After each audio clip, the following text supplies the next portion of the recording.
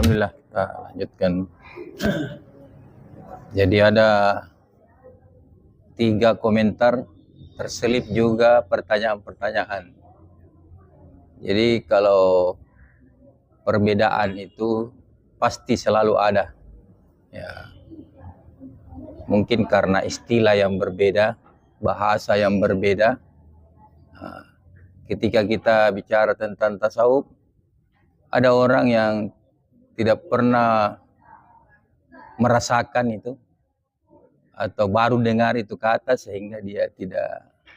Tapi yang jelas, apapun itu namanya, yang penting tujuannya adalah mencari kebenaran. Selama tujuannya mencari kebenaran, maka itu jalan menuju Allah.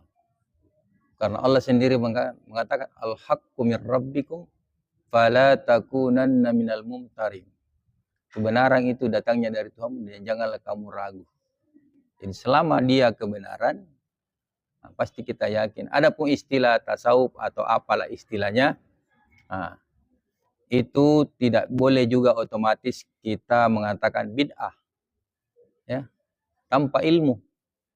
Ya, jadi kadang orang mengatakan bid'ah tapi dia tidak punya ilmu.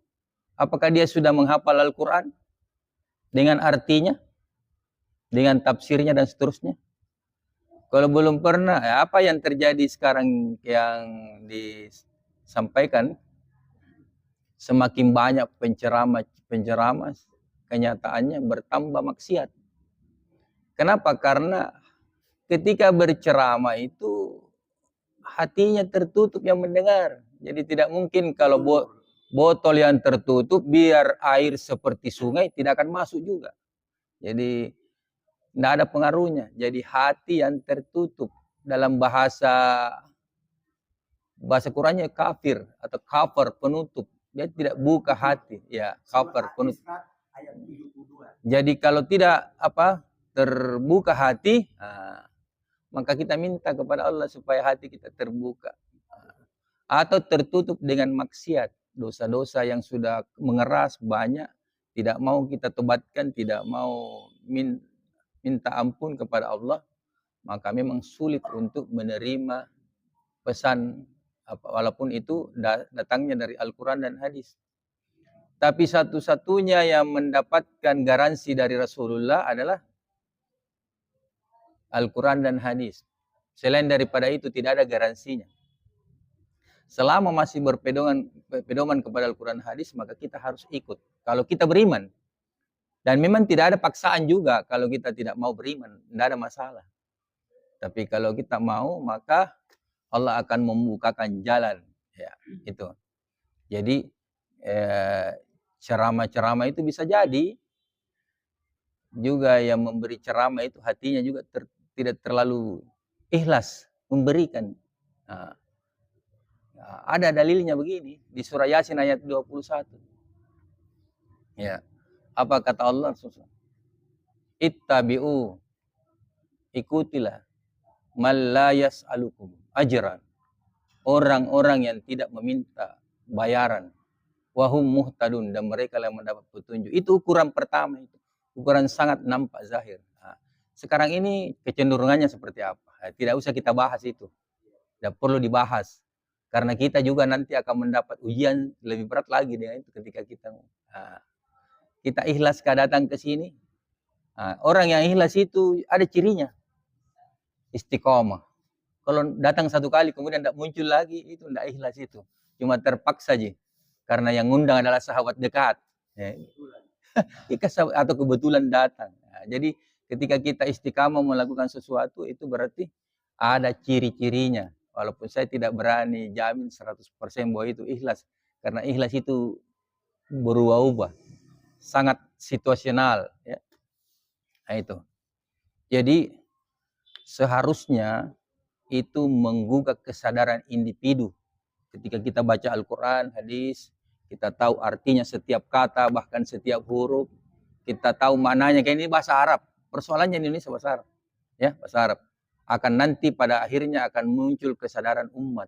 Nah, ketika kesadaran umat sudah muncul, maka maksiat itu, ketika cahaya itu datang, gelap akan menyingkir. Iya. Tapi kalau cahaya itu pergi, maka gelap tanpa diundang, dia datang sendiri. Nah itu. Jadi cahaya yang dimaksud itu Al-Quran dan hadis Rasulullah SAW. Jadi selama kita masih berpedoman kepada Al-Quran dan hadis, jangan pernah berani membid'ahkan orang. Siapapun orangnya. Kalau membid'ahkan, maka nanti dipertanggungjawabkan di hari kiamat. Kalaupun salah, kita istighfar. Karena kita ini ilmunya tidak sempurna. Tidak ada yang sempurna ilmunya.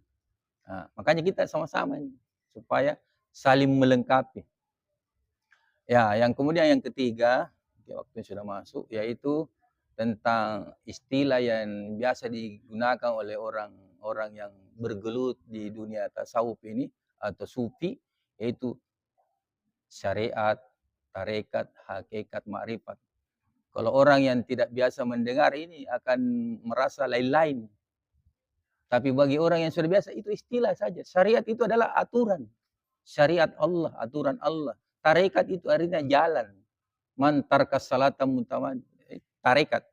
Ma'rifat itu artinya mengenal. Ma'rifatullah, ma'rifatul rasul, ma'rifatul insan, dan seterusnya. Kemudian hakikat, itu hakikat yang kita tidak tahu tanpa membaca Al-Quran. Ya, tanpa mempelajari. Jadi satu jalan itu sudah lurus. Masalahnya apakah kita mau berjalan apa tidak? Mau selalu duduk dalam majelis apa tidak? Yang jadi masalah hanya sedikit yang mau duduk bermajelis dan mau berdiskusi. Hari ini banyak ulama, banyak ustadz. Tapi adakah yang mau berdiskusi setelah dia ceramah? Mau tinggal lagi 1 jam? Tidak bisa. Begitu sudah ceramah, gue pergi, berangkat. Ya, kita ini ketemu lagi ya, nanti minggu depan atau bulan depan kita ketemu bisa tanya. Itu yang lalu bagaimana itu? Saya kira itu. Jadi ujungnya adalah berbaik sangka kepada Allah dan berbaik sangka kepada sesama manusia. Kalaupun ilmu kita terbatas karena memang Allah katakan wallahu a'lamu wa antum la ta'lamun. Allah yang mengetahui dan kalian tidak tahu. Ini ketika ada orang merasa tidak tahu, itu adalah modal yang paling besar. Yang jadi masalah kalau merasa dia tahu. Nah ini selalu saya lebih tahu ini, saya paling tahu. Itu bahaya itu. Tapi kalau mengatakan saya tidak tahu apa-apa, hanya Allah yang tahu. Nah ini perlu didekati apa sebenarnya rahasia ucapannya itu. Saya kira itu, terima kasih. Mudah-mudahan itu ada menambah wawasan kita, menambah pengalaman, sekaligus menambah ilmu kita. Sehingga Allah Subhanahu Wa Taala semakin ridha. Ya, jadi yang kita buru itu bukan hanya sekedar amal, tapi keridaan. Di manakah keridaan Allah Subhanahu Wa Taala? Di balik perintah-perintah Allah Subhanahu Wa Taala ada keridaan. Kalau ada orang bicara, di mana gitu ada udang? Udang itu ada di balik batu. Nah, itu istilah yang biasa sering kita dengar.